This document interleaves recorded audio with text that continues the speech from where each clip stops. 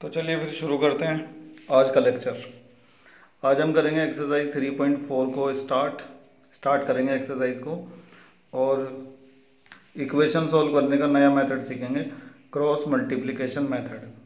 इससे पहले हम इक्वेशन सॉल्व करने के 3 मेथड सीख चुके हैं। सबसे पहले ग्राफिकल मेथड आया था, उसके बाद सब्स्टिट्यूशन मेथड आया था, फिर एलिमिनेशन मेथड आया था, और अब ये चौथा मेथड है क्रॉस मल्टीप्लिकेशन मेथड।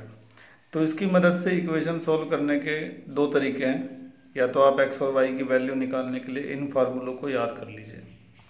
ये फार्मूले याद करना थोड़ा सा मुश्किल काम है। देखिए x is equal to b1c2 minus b2c1 upon a1b2 minus a2b1। ऐसे ही वाई का भी फार्मूला है। तो या तो आप इन फार्मूलों को याद कर लीजिए इक्वेशन में से एक्स और वाई की वैल्यू निकालने के लिए, या फिर जो मैं समझा रहा हूँ उसको समझ लीजिए। उसको समझेंगे तो आपके लिए ईजी रहेगा, क्योंकि ये फार्मूले हो सकता है कि आप याद करने के बाद भूल जाएं, लेकिन जो मैं यहाँ पे समझाने जा रहा हूँ उससे आपको पता चलेगा कि ये फार्मूले बनते कैसे हैं। तो फिर आप अगर भूल भी गए तो फार्मूला बनाकर खुद से कर पाएंगे। तो ध्यान से समझिएगा कि अगर हमें 2 लीनियर इक्वेशन दे रखी हो तो क्रॉस मल्टीप्लिकेशन मेथड के जो फार्मूले होते हैं वो बनते कैसे हैं। तो ये जो 2 लीनियर इक्वेशन दे रखी हैं इनमें 3 चीज़ें होती हैं। एक तो x, उसके बाद y, और उसके बाद हम लिखते हैं 1। ठीक है, और इनके नीचे डिनोमिनेटर में क्या आएगा उसको ज़रा ध्यान से समझिएगा। सबसे पहले x जो लिखा हुआ है उसको इस तरीके से अपने हाथ से छुपा लिया जाता है। फिर b1 की मल्टीप्लाई करते हैं ऐसे, और b2 की मल्टीप्लाई करते हैं ऐसे। तो आएगा b1c2 b2c1, b1c2 और b2c1, और इनके बीच में लगाया जाता है माइनस। तो क्योंकि हमने यहाँ पे क्रॉस मल्टीप्लाई की है इसीलिए इस मेथड का नाम रखा गया है क्रॉस मल्टीप्लिकेशन मेथड। बड़े ध्यान से समझते रहिएगा, सारी चीज़ें समझ में आएंगी। अगर 15 मिनट भी जो बातें मैं बताऊँगा उनको ढंग से समझ लिया तो क्रॉस मल्टीप्लिकेशन मेथड आपको अच्छे तरह से समझ में आ जाएगा। तो x के नीचे तो हमें ये लिखना पड़ता है। दोबारा देखो, x वाला जो पार्ट है ना उसको छुपा लेने के बाद जो बचेगा b1c2 माइनस b2c1। अब y के नीचे क्या आएगा, देखो y वाला पार्ट छुपा लो ऐसे करके, और जहाँ पे तुमने एंड किया था वहीं से दोबारा c1a2 minus c2a1, c1a2 minus c2a1। तो अब इसकी मल्टीप्लाई यहाँ पे होगी और इसकी मल्टीप्लाई वहाँ पर होगी, c1a2 माइनस c2a1। एक बार दोबारा से देखो, y के नीचे क्या आएगा ये निकालने के लिए y वाला पार्ट छुपा लेंगे ऐसे, और जहाँ पे हमने पिछली बार एंड किया था वहीं से लेंगे c1a2 माइनस c2a1, इस तरह से आएगा। अब बचा 1, तो 1 के नीचे क्या आएगा उसको निकालने के लिए अब इसको छुपा लो।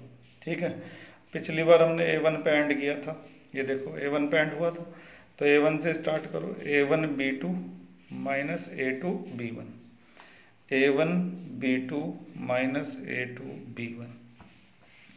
ठीक है, इस तरह से लिखने के बाद अब अगला स्टेप देखो क्या होगा कि ये तीनों के तीनों आपस में इक्वल हैं, तो x upon b1c2 minus b2c1 को हम 1 अपॉन a1b2 माइनस a2b1 के इक्वल रख देंगे। इसी तरह से y upon c1a2 minus c2a1 को हम इक्वल रख देंगे 1 अपॉन a1b2 माइनस a2b1 के। ठीक है, उसके बाद ये जो तुम देख रहे हो ना ये वहाँ जाके क्या हो जाएगा, मल्टीप्लाई। तो x इज इक्वल टू आएगा b1c2 minus b2c1 upon a1b2 minus a2b1, और इस तरह से x का ये फार्मूला जो है तैयार हो गया।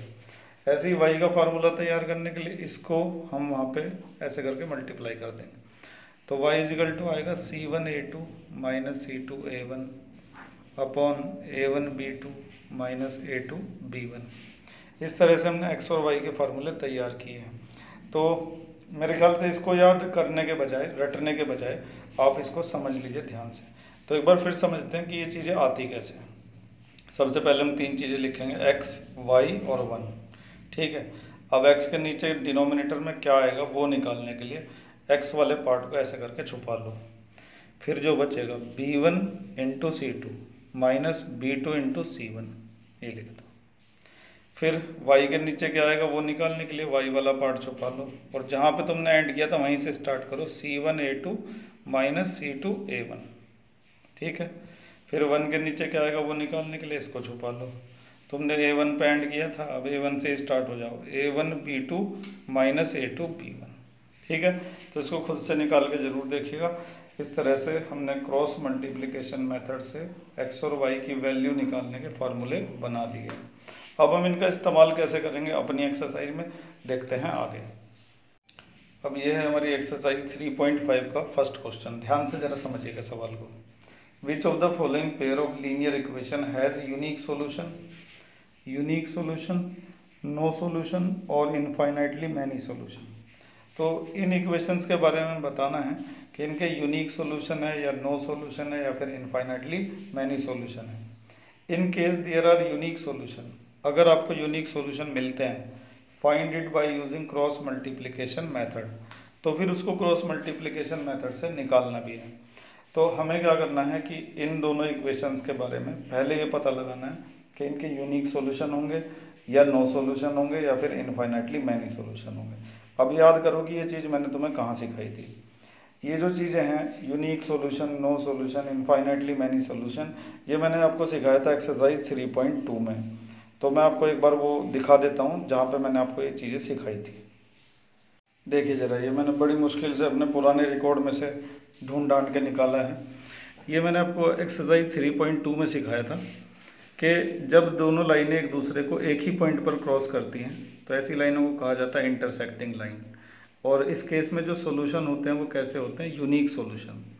और A1/A2 B1/B2 के इक्वल नहीं होता, और ऐसी लाइनों को कंसिस्टेंट भी कहा जाता है। अगर लाइनें एक भी पॉइंट पर एक दूसरे से मिल जाएं तो उनको कंसिस्टेंट कहा जाता है, ठीक है। अभी ढंग से समझिएगा।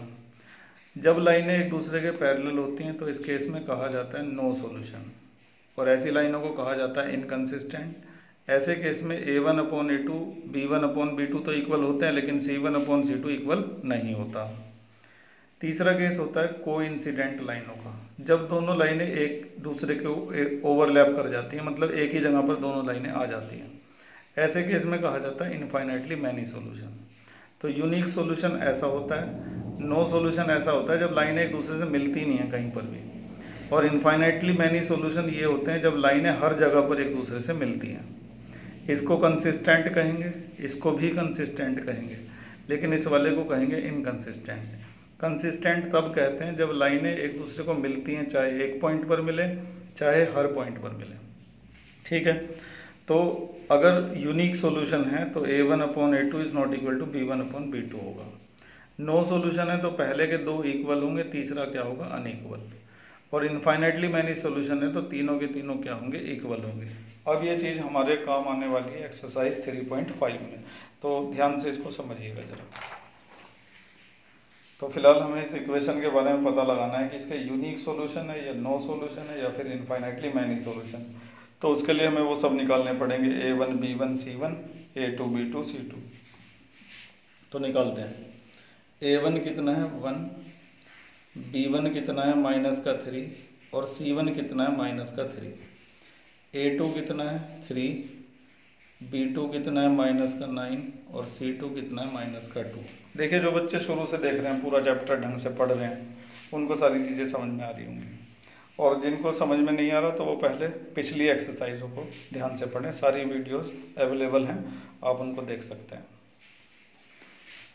इसके बाद अब हमें क्या करना होगा, A1/A2 निकालना पड़ेगा। तो A1/A2 आएगा 1/3, ठीक है। उसके बाद निकालेंगे B1/B2, तो वो आएगा -3/-9, माइनस से माइनस कैंसिल, 3 1 जा 3, 3 3 जा 9, ठीक है।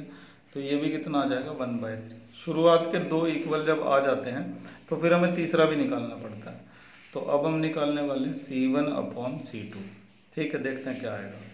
C1 है -3 और C2 है -2, ये दोनों हो गए कैंसिल, तो ये आ गया 3/2। तो हमने क्या देखा,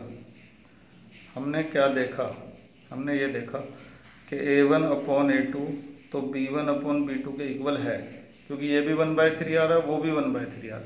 लेकिन ये तीसरा वाला जो है ना C1/C2, ये क्या है, अनइक्वल है। तो शुरू के दो इक्वल हो और तीसरा अनइक्वल हो तो ऐसे केस में क्या होता है? शुरू के दो इक्वल तीसरा अनइक्वल तो ऐसे केस में क्या होता है?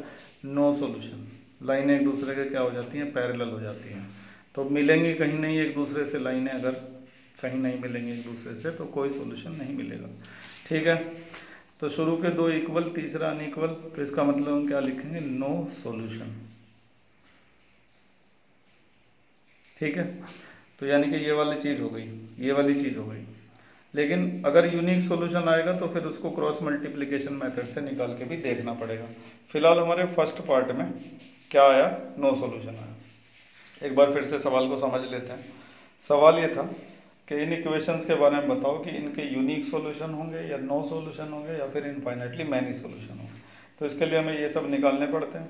निकालने के बाद इनके रेशो निकलते हैं, a1/a2, b1/b2, c1/c2। ठीक है, अगर ऐसा हुआ कि a1/a2 is not equal to b1/b2 आया तो यूनिक सॉल्यूशन होगा। शुरू के दो इक्वल हो गए, तीसरा अनइक्वल हो गया तो नो सॉल्यूशन होगा। तीनों इक्वल हो गए तो इनफाइनाइटली मैनी सॉल्यूशन होगा। फिलहाल हमारे वाले सवाल में ये चीज़ आई, तो हमने क्या लिख दिया? No solution. उम्मीद है कि आप समझ गए होंगे फर्स्ट पार्ट को। अब हम आगे बढ़ रहे हैं और कर रहे हैं सेकंड पार्ट। इसी तरह से बने रहिए अगर चीज़ों को आप आसानी से समझना चाहते हैं तो। और समझ में आ जाता है तो लाइक ज़रूर किया करो, शेयर भी किया करो, सब्सक्राइब भी किया करो। ठीक है, आगे बढ़ते हैं। अब हमारे सामने आ गया क्वेश्चन 1 का सेकंड पार्ट। सबसे पहले दी गई इक्वेशन को स्टैंडर्ड फॉर्म में कन्वर्ट करते हैं। वैसे वाली फॉर्म में कन्वर्ट करेंगे जैसी फॉर्म में अभी हमने देखी थी इक्वेशन। 2x + y - 5 = 0। ये 5 राइट में था ना, उसको लेफ्ट में ले गए, लेफ्ट में जाके हो गया माइनस का। 3x + 2y - 8 = 0। ठीक है, दोनों हो गए। अब यहाँ से निकालो a1 a2। a1 क्या है? 2। b1 क्या है? y के साथ में क्या है यहाँ पे? 1। और c1 क्या है? -5। ठीक है, जब किसी वेरिएबल के साथ कुछ नहीं होता तो क्या होता है? 1 होता है। याद रखना इस बात को। अब a2 कितना है? 3। और b2 कितना है? 2। और c2 कितना है? -8। सब निकल गए। अब हम निकालते हैं a1/a2 जो कि आएगा 2/3। फिर हम निकालेंगे b1/b2 जो कि आएगा 1/2। अब देखो, पहले के दो जब अनइक्वल आ जाते हैं तो तीसरा निकालने की कोई ज़रूरत नहीं होती। ये मैंने तुम्हें 3.2 में भी बताया था, अब फिर बता रहा हूँ कि पहले के दो अनइक्वल हो जाएं तो तीसरा मत निकालना c1/c2। ये तभी निकालना होता है जब पहले के दो इक्वल आ जाते हैं, जैसा हमारे पिछले वाले पार्ट में आया था। ठीक है, तो अब हम लिखेंगे now a1/a2 is not equal to b1/b2। a1/a2 b1/b2 के इक्वल नहीं है, तो इसका मतलब क्या हुआ? Unique solution. Unique solution. अब अगर यूनिक सॉल्यूशन आ जाएगा तो उसको हमें क्रॉस मल्टीप्लिकेशन मेथड से फाइंड करना है। एक बार मैं आपको क्वेश्चन दिखा देता हूँ दोबारा से। ये देखिए, in case there is unique solution find it using cross multiplication method. तो अगर यूनिक सॉल्यूशन आ जाए तो उसे निकाल के भी दिखाओ। कौन से मेथड से? क्रॉस मल्टीप्लिकेशन मेथड से। तो अब हम इन इक्वेशंस का सॉल्यूशन निकालने जा रहे हैं क्रॉस मल्टीप्लिकेशन मेथड से। तो ज़रा ध्यान से देखिएगा। तो हमें क्या लिखना होता है? x अपॉन, फिर y अपॉन और फिर 1 अपॉन, ऐसे लिखना होता है। ठीक है, तो कैसे लिखेंगे? x के नीचे का छुपा लो। ये क्या है? 1 इंटू -8। तो 1 इंटू -8 फिर माइनस लगेगा, तो 1 इंटू -8 आया था, अब 2 इंटू -5 आएगा। 2 इंटू -5 आएगा और बीच में माइनस लगता है। ठीक है, इसके बाद y की बारी आती है। y को छुपा लो, वहाँ पे एंड किया था ना, -5 इंटू 3 और 2 इंटू -8। -5 इंटू 3 फिर बीच में -2 इंटू -8। बहुत अच्छे से इसकी प्रैक्टिस कर लेना, बार बार वीडियो को रिपीट कर करके देखना कि मैं कर कैसे रहा हूँ। ठीक है, और अच्छे से मतलब इसकी प्रैक्टिस करके बढ़िया तरीके से सीख लेना क्रॉस मल्टीप्लाई को। अब 1 के नीचे देखो क्या आएगा? 2 इंटू 2 और 3 इंटू 1। 2 इंटू 2 और -3 इंटू 1। जो बच्चे ऐसे समझना नहीं चाहते ना चीज़ों को, तो वो ये फार्मूले रट सकते हैं जो मैंने अभी दिखाए थे, ये वाले। इन फार्मूलों को रट सकते हैं। देखो रटी हुई चीज़ें ना भूल जाओगे जल्दी, इसलिए समझना बेहतर है।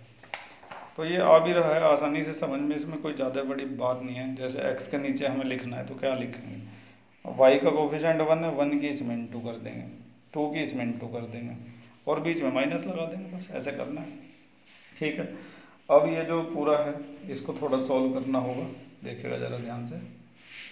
क्या आएगा x के नीचे, x अपॉन 8 की 1 में करेंगे तो माइनस का 8 और माइनस माइनस प्लस का 10, y अपॉन 5 3 जा 15 माइनस का 8 2 जा 16 माइनस माइनस हो गया प्लस 1 अपॉन 2 2 जा 4 3 1 जा 3। ठीक है, अब मैं इसको यहाँ पे लिख रहा हूँ, एक ही पेज पे आ जाए तो सही है।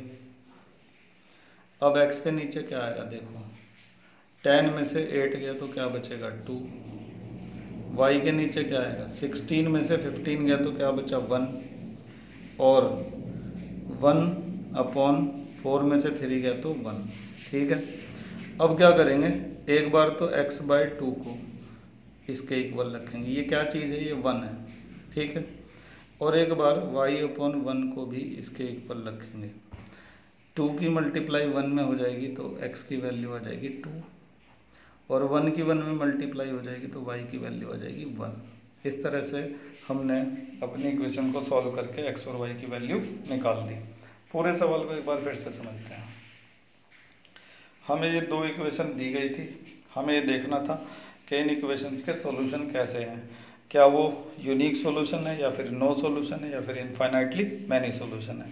तो उसके लिए निकालना पड़ता है a1 a2 b1 b2 c1 c2, लेकिन उससे पहले इक्वेशन को ऐसी फॉर्म में बदलना ज़रूरी होता है। ऐसे बदलने के बाद ये सारे हमने निकाल लिए, निकालने के बाद a1 अपॉन a2 निकाला, फिर b1 अपॉन b2 निकाला, देखा कि दोनों क्या आ गए, अनइक्वल आ गए। जब ये अनइक्वल आ जाते हैं तो क्या हो जाता है, यूनिक सॉल्यूशन हो जाता है। अब यूनिक सॉल्यूशन आ गया तो हमें उसे फाइंड करना है, कैसे, क्रॉस मल्टीप्लाई मेथड से। तो x लिखेंगे, y लिखेंगे और 1 लिखेंगे। x के नीचे क्या आएगा, उसके लिए x को छुपा लो और क्रॉस मल्टीप्लाई कर दो, फिर y को छुपा लो और जहाँ पे एंड किया था वहीं से शुरू करो, -5 इंटू 3 और 2 इंटू -8, -5 इंटू 3 2 इंटू -8 और बीच में लगता है माइनस, और इसकी करनी होती है प्रैक्टिस। ठीक है, उसके बाद इसको सॉल्व करके ये आ गया, इसको सॉल्व करके ये आ गया और इसको सॉल्व करके ये आ गया, फिर हमने तीनों को यहाँ पे लिख लिया। अब एक बार x बाई 2 1 के इक्वल रखा जाएगा और एक बार y अपॉन 1 को भी 1 के इक्वल रखा जाएगा, तो ये वैल्यूज़ आ गई। ठीक है, उम्मीद है कि सवाल समझ गए होंगे, जो कमियाँ रह गई वो आगे के सवालों में दूर हो जाएगी, ध्यान से देखते रहिए। चलिए खैर, अब हमारे सामने है क्वेश्चन नंबर 2 का पार्ट फर्स्ट। इससे पहले क्वेश्चन नंबर 1 जो था ना, क्वेश्चन 1, उसके 4 पार्ट थे, 1 2 3 और 4। वीडियो शुरू होने से पहले अपने एक्सरसाइज को तो देखा ही होगा। तो ये 2 पार्ट मैं आपको करवा चुका हूँ और ये दोनों आपको खुद से करने हैं। ठीक है, ज़रूर कर लीजिएगा उनको। कोई प्रॉब्लम आती है तो कमेंट्स में ज़रूर लिखिएगा या फिर व्हाट्सएप मैसेज करिएगा। फिलहाल क्वेश्चन नंबर 2 में क्या करना है, ध्यान से समझते हैं। For which value of a and b, इसका मतलब सीधा सीधा ये है कि ए और बी की वैल्यू निकालनी है। ठीक है, does the following pair of linear equation have infinite number of solution. ये जो पेयर ऑफ लीनियर इक्वेशन आप देख रहे हैं ना, इनके जो सॉल्यूशन है वो क्या है, इनफाइनाइट सॉल्यूशन है। ये पहले से ही दे रखा है हमें। ठीक है, पिछला जो सवाल था उसमें तो चेक करना था कि यूनिक सॉल्यूशन है या इनफाइनाइट सॉल्यूशन है या फिर नो सॉल्यूशन है, उसमें चेक करना था, लेकिन इसमें पहले से ही दिया हुआ है कि इनफाइनाइट सॉल्यूशन। तो जब इनफाइनाइट सॉल्यूशन होता है तो a1 अपॉन a2 इक्वल होता है b1 अपॉन b2 के, और वो इक्वल होता है c1 अपॉन c2 के, जब इनफाइनाइट सॉल्यूशन होता है। एक बार फिर से देखो उस पेज को, ये देखो इनफाइनाइट मैनी सॉल्यूशन के केस में a1 upon a2 b1 upon b2 c1 upon c2 सबका सब क्या होता है, इक्वल होता है। ठीक है, तो ये चीज़ हमें एक तरह से समझो दे रखी है। अगर हमें इनफाइनाइट नंबर ऑफ सॉल्यूशन दिया हुआ है तो हम इसको आराम से लिख सकते हैं। ठीक है, अब ये जो हमारी इक्वेशन है ना, इसको स्टैंडर्ड फॉर्म में बदलने के लिए ये 7 इधर आएगा और 3a प्लस b माइनस 2 भी पूरा का पूरा इधर आएगा। तो ले जाते हैं 2x plus 3y minus 7 is equal to 0। और a minus b into x और a plus b into y, और ये पूरा जब इधर आएगा ना तो इसके आगे ब्रैकेट लगा के तब लेकर आना, ठीक है, किसी भी तरह के कन्फ्यूजन से बचने के लिए। स्टैंडर्ड फॉर्म में आने के बाद अब निकलेंगे a1 a2 b1 b2 c1 c2। तो a1 हो गया 2, ठीक है, b1 हो गया 3 और c1 हो गया -7। अगर अच्छे से समझना है ना क्रॉस मल्टीप्लाई मेथड तो पूरी एक्सरसाइज को ढंग से देखना। इसमें 2 वीडियो होंगी इस एक्सरसाइज की, 2 लेक्चर होंगे, एक आज हो जाएगा, एक अगले लेक्चर में आपको मिल जाएगा, और सारे लेक्चर आपको एक एक दिन छोड़ के मिलेंगे अल्टरनेटिव डेज में, ठीक। इसके बाद इसके बाद आएगा a2। तो a2 क्या है, a माइनस बी, एक्स का कोफिशिएंट a2 है और ये b2 है, b2 क्या है a प्लस बी, ठीक है, और c2 क्या है, ये पूरा c2 है, ये 3a प्लस बी -2 और इसके आगे क्या लगा हुआ है माइनस। तो a1 b1 c1 a2 b2 c2 ये सब हमने निकाल लिया है। अब हम लिखेंगे according to question the equation have infinite number of solution because, तो ये मैंने लिख दिया है कि because the given equations have infinite solution. तो जब इक्वेशंस के सॉल्यूशन इनफाइनाइट होते हैं तो हम क्या लिखते हैं, a1 upon a2 equal to b1 upon b2 equal to c1 upon c2, ठीक है। अब हम क्या करेंगे, इन सब की जो वैल्यूज़ ऊपर निकाल रखी हैं इनको इनकी जगह पर पुट करेंगे, ठीक है। ये सब मैं अगले पेज पर ही करता हूँ क्योंकि यहाँ पे जगह ख़त्म हो गई है। तो पहले इस पेज का समझ लेते हैं। ये जो इक्वेशन हमें दे रखी हैं 2, इनके बारे में कहा है कि इनके इनफाइनाइट नंबर ऑफ सॉल्यूशन हैं। तो ऐसी इक्वेशन जिनके इनफाइनाइट सॉल्यूशन होते हैं तो उनके बारे में हम ये लिख सकते हैं a1 upon a2 equal to b1 upon b2 equal to c1 upon c2। और ऐसी इक्वेशन जिनमें मान लो यूनिक सॉल्यूशन होगा तो उसमें क्या लिखोगे, a1 upon a2 is not equal to b1 upon b2। कहने का मतलब ये है, ये जो 3.2 में पढ़ाया था ना ये पेज, ये बड़ा इंपॉर्टेंट है। चलो खैर, तो इनफाइनाइट सॉल्यूशन थे ये हमने लिख दिया, और इन दोनों इक्वेशन को स्टैंडर्ड फॉर्म में बदल के यहाँ पे इनसे ये सारी चीज़ें निकाल ली, a1 a2 b1 b2 c1 c2 ये सब निकाल लिया। अब हमें इसको यहाँ पे पुट करना है, अगले पेज पर हम इसको ले जा रहे हैं। तो मैंने अगले पेज पर उस आखिरी लाइन को लिखने के बाद उसके अंदर वैल्यूज़ भी पुट कर दी हैं। अब इसको सॉल्व करना है, तो सॉल्व देखिएगा कैसे करेंगे। सबसे पहले हम इस वाले पार्ट को उसके इक्वल रखेंगे, फिर इस वाले पार्ट को भी उसी के इक्वल रखेंगे। उससे पहले माइनस से माइनस कर देते हैं कैंसिल। तो 2 अपॉन a माइनस बी जो है वो इक्वल रखा जाएगा 7 अपॉन 3a प्लस बी -2 के। इसी तरह से ये भी उसके इक्वल रखा जाएगा 3 upon a plus b equal to 7 upon 3a plus b -2, ठीक है। अब हम इधर भी क्रॉस मल्टीप्लाई करेंगे और उधर भी क्रॉस मल्टीप्लाई करेंगे। तो पहले इधर की कर देता हूँ, 2 की मल्टीप्लाई इस पूरे में हो जाएगी, क्रॉस मल्टीप्लाई ये वहाँ जाके इंटू होगा 6a 2b -4, और इसकी वहाँ पे इंटू होगी तो 7a -7b, ठीक है। अब 6a जो है 7a में से माइनस हो गए तो एक a बचा, माइनस का 7b है, 2b उधर जाके माइनस के हो गए तो माइनस के हो गए 9b, माइनस का 4 यहीं पे रहा। तो हमारी एक इक्वेशन बन गई a minus 9b is equal to minus का 4, ये बन गई हमारी फर्स्ट इक्वेशन, ठीक है। इसके बाद आ जाओ दूसरी तरफ, इधर भी मैं ऐसे ही करता हूँ। तो इधर भी क्रॉस मल्टीप्लाई करने के बाद ये आया, फिर हम 7a को 9a में से माइनस करा 2a आ गया, 3b में से 7b माइनस होगा तो माइनस का 4b बचेगा, माइनस के 6 को उधर ले गए, उधर जाके वो प्लस का हो गया। अब यहाँ से 2 कॉमन निकाल लो, a माइनस 2b बचेगा इज इक्वल टू 6, 2 से 3 टाइम कैंसिल तो a minus 2b is equal to 3, ये बन गई इक्वेशन सेकेंड, ठीक है। अब ये जो 2 इक्वेशन है ना इनको हम किसी भी मेथड से सॉल्व कर सकते हैं, क्योंकि लिखा तो है नहीं कि किसी पर्टिकुलर मेथड से सॉल्व करना है इसको।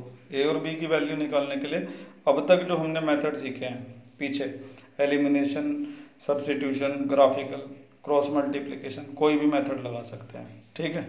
तो मैं इन इक्वेशन को एलिमिनेशन मेथड से सॉल्व करता हूँ क्योंकि मुझे वही सबसे आसान लगता है, ठीक है। तो सॉल्व करने के लिए हम a के कोफिशिएंट देखेंगे, a का कोफिशिएंट इधर 1 है, इधर भी a का कोफिशिएंट 1 है। तो तो कोफिशिएंट इक्वल करने की कोई ज़रूरत नहीं है। फर्स्ट इक्वेशन में से सेकंड को क्या कर देते हैं, माइनस। तो a minus 9b is equal to -4 और दूसरा a minus 2b is equal to 3। ठीक है, minus plus minus, sign change हो जाते हैं। एलिमिनेशन मेथड आपने पिछली एक्सरसाइज में सीखा है, a से a कैंसिल हो गया, माइनस के 9b में से प्लस के 2b गए तो माइनस के बचे 7b, -4 -3 हो गए माइनस का 7 से 7 कट गया, माइनस से माइनस, तो b की वैल्यू 1 आ गई। कुछ बच्चों को ना यहाँ 0 लिख देते हैं, वो सोचते हैं सब कुछ कट गया तो 0 आ गया। भाई 7 से 7 कटेगा 1 बार, तो b की वैल्यू 1 आ जाएगी। अब ये जो b की वैल्यू है इसे चाहे तुम यहाँ पे रख दो चाहे तुम यहाँ पे रख दो, उससे a की वैल्यू आ जाएगी। ठीक है, तो मैं b की वैल्यू को सेकंड में रख देता हूँ, फ्रॉम इक्वेशन सेकंड। तो a माइनस 2 b की जगह 1 is equal to 3, a minus 2 is equal to 3, 2 दर जाके प्लस, तो a की वैल्यू कितनी आ गई, 5। ठीक है, a और b की वैल्यू निकल चुकी है, सवाल भी पूरा हो चुका है। एक बार फिर से जल्दी से पूरे सवाल को समझ लेते हैं। सवाल ये था कि a और b की वैल्यू निकालो, और इन इक्वेशन के जो सॉल्यूशन है वो कैसे हैं, इनफाइनाइट नंबर ऑफ सॉल्यूशन। हमें पता था पहले से कि अगर इनफाइनाइट सॉल्यूशन होता है तो ये चीज़ होती है। इसको हमने यहाँ पे लिख दिया, देखो ये लिख दिया। ठीक है, लेकिन इन सब चीज़ों को पहले हमने इक्वेशंस के अंदर से निकाला, निकालने के बाद इनके अंदर वैल्यू पुट कर दी अगले पेज पर। ठीक है, इन सब की वैल्यू पुट कर दी, फिर एक बार इसको इसके इक्वल रखा, एक बार इसको इसके इक्वल रखा। ठीक है, और उसके बाद क्या हुआ, उसके बाद दो इक्वेशन और बन गई, इक्वेशन फर्स्ट और इक्वेशन सेकंड। फिर हमने इन दोनों को एलिमिनेशन मेथड से सॉल्व करके आसानी से a और b की वैल्यू निकाल दी। उम्मीद है कि ये बड़ा सवाल भी आपकी समझ में आ गया होगा। चलिए बढ़ते हैं आगे। अब ये जो सवाल हमें दिख रहा है ना, क्वेश्चन 2 का सेकंड पार्ट, ये भी पिछले वाले के जैसा ही है, बस एक ही डिफरेंस है इसमें। एक तो k की वैल्यू निकालनी है और दूसरा इस बार क्या दिया हुआ है, नो सॉल्यूशन। तो नो सॉल्यूशन के केस में क्या होता है, a1/a2 b1/b2 के तो इक्वल होता है, लेकिन c1/c2 के इक्वल नहीं होता। ठीक है, ये तीन चीज़ें होती हैं। तो अब तुम देख लो कि ये पेज कितना इंपॉर्टेंट है जो 3.2 में तुम्हें पढ़ाया गया था। ये पूरा पेज दोबारा पढ़ लेना इसको, वीडियो सारी मौजूद हैं यूट्यूब पर। जब भी यूट्यूब में सर्च करते हो तो कोई भी एक्सरसाइज का नाम डाल के मेरा नाम उसमें ज़रूर डाला करो। ठीक है, और डिस्क्रिप्शन में वैसे सारी डिटेल्स मिल जाती है। चलो खैर, अब समझो। सबसे पहले जो इक्वेशन दी गई स्टैंडर्ड फॉर्म में कन्वर्ट करते हैं, इसको राइट से लेफ्ट में ले जाएंगे, इसको भी राइट से लेफ्ट में ले जाएंगे। तो 3x + y - 1 is equal to 0, 2k - 1 into x और k - 1 इंटू y और माइनस का 2k + 1 इज इक्वल टू 0। ठीक है, अब a1 a2 निकालो। a1 कितना है 3, b1 कितना है, y का कोफिशिएंट क्या है 1 और c1 कितना है -1। अब a2 2k - 1 b2, ये रहा b2 k - 1।